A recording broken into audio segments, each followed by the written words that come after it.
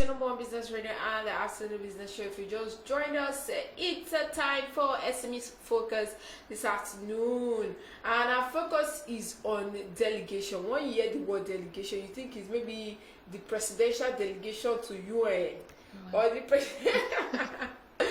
However, that's not what we're talking about. We're talking about the 4 key aspects of delegating duties as an SME owner.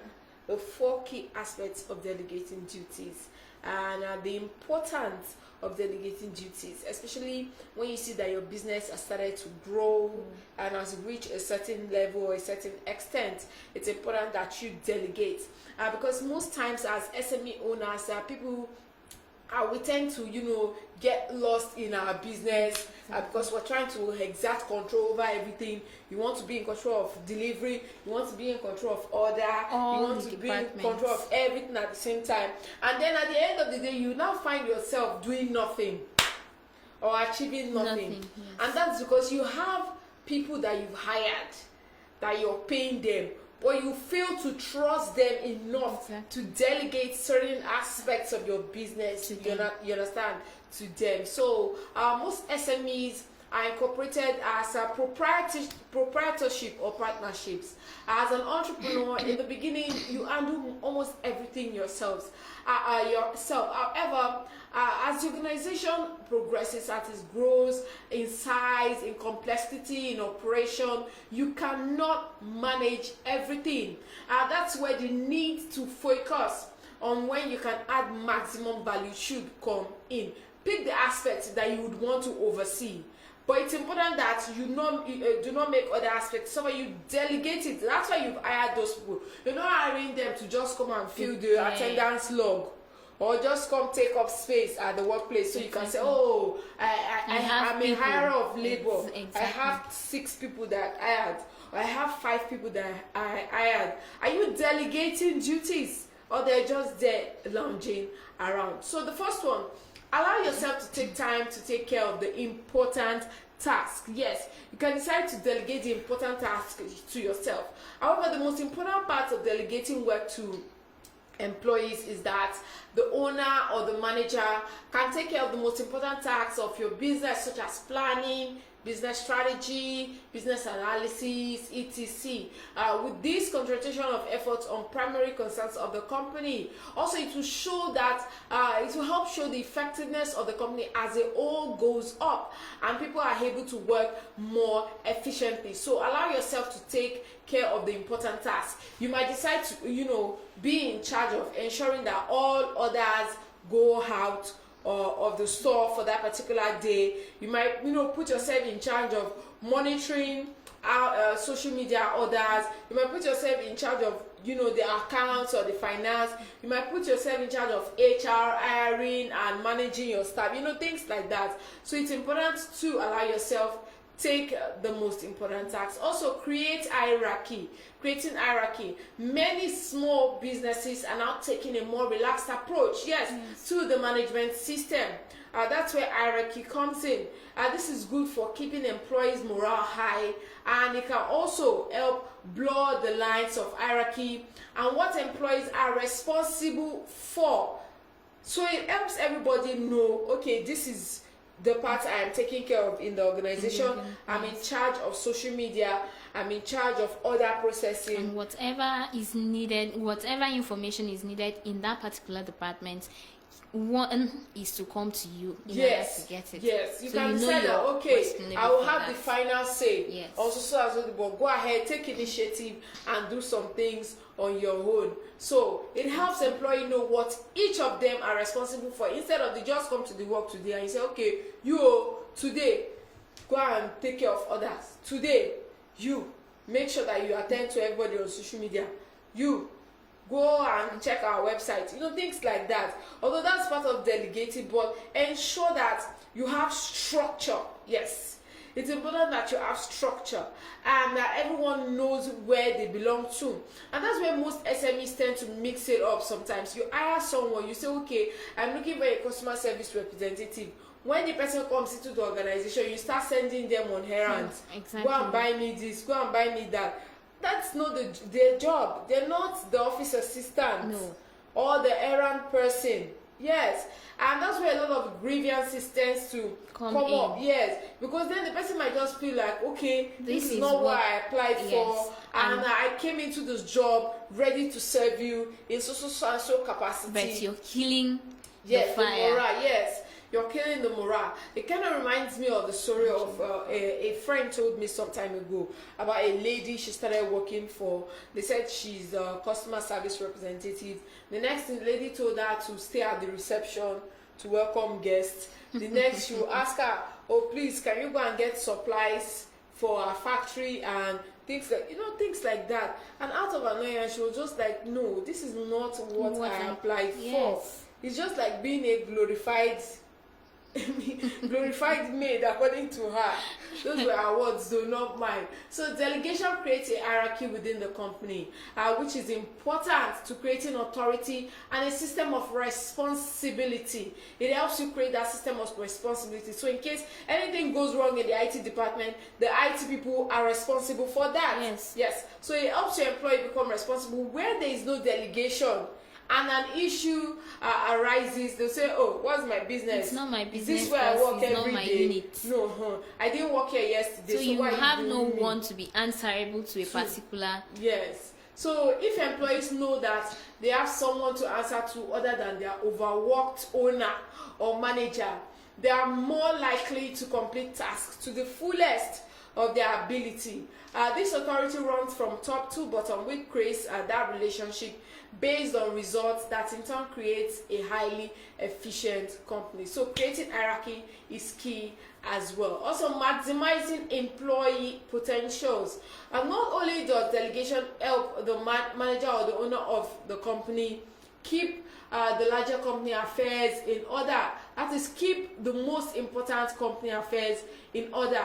It helps the staff feel as if they are part of the decision making process. For example, okay, someone who is responsible for taking orders and you send out the wrong order, the complaint will first come back to you. Exactly. Because you're the one manning the social media channel, you're the one taking orders. The complaint will first come back to you. So you already know your company's policies on return. So it helps you make quick decision that, okay, this is what our policy says about return. Okay, ma'am, we'll refund you within 24 hours, blah, blah, blah, blah. So that person like that has taken charge, taken charge and taken an important decision, and it makes them feel like they are part of the company's affairs. Yes, it also allows your employee to rise to the occasion and grow within the organization through their problem-solving skills. Because as time grows on, they begin to learn some of these skills, which will also prove beneficial to you as well. So it also helps them flourish and grow within your company. However, motivation is key in this aspect. So when employees are given more important work to do, they feel they make a difference in the company, and they are motivated to provide positive results as well. So this particular one is not just for senior managers or for senior managers or for supervisors or for team leads. It also trickles down through all the employees of the business. So the idea of promotion and rising through the hierarchy is a great way to keep employees motivated. Also, help your company grow. So when work is delegated throughout the company, you have more time to take care of other tasks, as said earlier, but it also creates an opportunity to develop and grow the company. Through delegating, you can develop new departments. It gives you time to look at areas that your business is lacking behind. Can help you create new products to meet your customers' needs as well. It helps you, come up with divisions of the company, which in turn means more positions become available, and management positions will be created as well. So those people that are qualified within the company can rise to fill those positions. That's why you see some of these big companies, some of these multinationals, most times they don't even like to put out information that, we're hiring. They just hire within the organization, because they've taken their time to train them, to make them fit within the organization. And it's a very smart way to retain your creatives or people that you've trained over time. So those that are qualified within the organization can rise up to fill the positions. This helps your company expand both vertically and horizontally as well. Also, first decide what you would like to delegate. Yes, that is another issue entirely. What are you willing to delegate? I know some people are very big control freak. That they like being in charge of everything. I need to know what is going out and coming into the organization and all that. But I tell you, you might just drive yourself nuts if you decide to follow through with everything. You can't be a jack of all trades. No, you cannot. Especially when you're running a small business and your business has grown so well. You know, sometimes people find it difficult to lose that control or to delegate or to let other people be in another control. person coming in, there will be one issue or the other. They will be lacking in one way or the other. They will be lacking behind in one way or the other. So based on that, they would not like to bring in another hand. Yes, which can in turn mar the business because once your business has grown to a certain extent, you can't man everything. Exactly. You can't know everything. That's why they always reiterate the need to always train your staff. You train your staff so that yes, they will continue from that time. They'll serve you. Yes, and they will know that they have the interest of the company at heart. Yes, so it's important to do that. So choose those jobs which are routine and operational in nature, are detailed or oriented, and consume a high proportion of your time without having consequent benefits or hard to the organization. For example, planning the duty roster of your team. You can take up on that delegation. Plan the duty roster of your team. Let them know this is where you belong, this is where you belong. You can then do like an oversight. Come once in a while, check what they are doing, and let them know areas that they're making mistakes. However, some jobs are not in the range of your skill set. They might probably take more time than it would one of your employee. Example, making company presentation, marketing brochures, or scheduling the availability of the conference room. And finally, there are jobs which may not suit your temperament. You may not be very good at marketing to people. Yes. And when someone gets rude to you, you might just get upset and you have an You're outburst. not able to, you're not able to control your emotion. Better than that employee, that marketer that you've hired that is experienced, that knows how to deal with issues like that. And there are jobs which may not suit your temperament. Remember, these jobs may not be boring for everybody, so do make it a point to delegate as well. Yes, make it a point to delegate as well. Also, you can decide to reduce your support and take the back seat once in a while. There is nothing wrong with taking the back seat. So once the person is relatively good at the job, leave them to do it themselves. And you stay back to enjoy the for constructive, strategic, and to grow.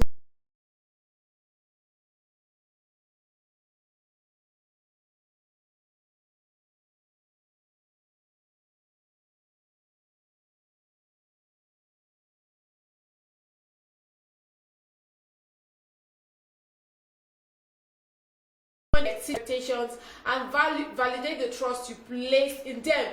Validate the trust. Yes, it's important that you validate them, especially when you're delegating duties. Validate the trust. Tell them, okay, I trust that you will do this. I know you know, I put my trust in you. I know that you're going to do this. Just that alone will motivate the person to do a good job. So let them know that they can always get back to you if they need help. Monitor their performance, ensure corrective actions are taken before things go out of hand, but largely leave them to operate on independent basis. By independent basis, I do not mean that you just fall back and you decide not to even come to the business anymore. Slip off. No, it just reminded me of yesterday when we went to the market here. Went to a store to buy some some things for the house, and the young lady who was the sales girl, we asked her price. No, she gave me the anger. Instead, I asked her madam for the price. Then she said she will tell you the price. Talk about the price with her. So you see that she has developed a level of confidence in that young and lady. trust. Yes, and she has delegated, that lady to attend to me. because she trusts that she will be able to perform as well. Yes, so it's important to always do that. However, this is what we wrap up the SME focus today. So if you're a small business owner out there, do not run yourself or drive yourself nuts. We're trying to do everything possible, yes, by yourself. Delegate. You have your sales rep, you have your customer representative, you have your security people. Delegate jobs to them. Don't leave them there as furnitures. Yes, you hired them in for a purpose, so let them do that which you brought them in to do. They're not just there to occupy space. So learn to delegate and learn to fall back once in a while. However, this wraps up the SME focus this afternoon. There's more to come for you on the afternoon business show. Also, I'll take our Thursday trivia for today. Yes, I like to do this every Thursday. You can send in your answer. Well, anyone who gets it will get a 500 naira recharge card. So, and a lot of people have not been winning the card for a while now. So let me take the trivia question. The first one is, pure water has a pH level of around what? Pure water has a pH level. When you say a water is pure, what is the pH level? Also, which is the only vowel on a standard keyboard that is not on the top line of the letters? Which is the only vowel on a standard keyboard that is not on the top line of letters? I'm just looking at the keyboard now. Who starts first in chess? Who starts first in chess? And also, what is the American singer and songstress Britney Spears' first song? Yes, she has been in the news due to her conservatorship issue and all, even though her dad has finally stepped down. Also, what did Queen Anne die of? Queen Anne died of.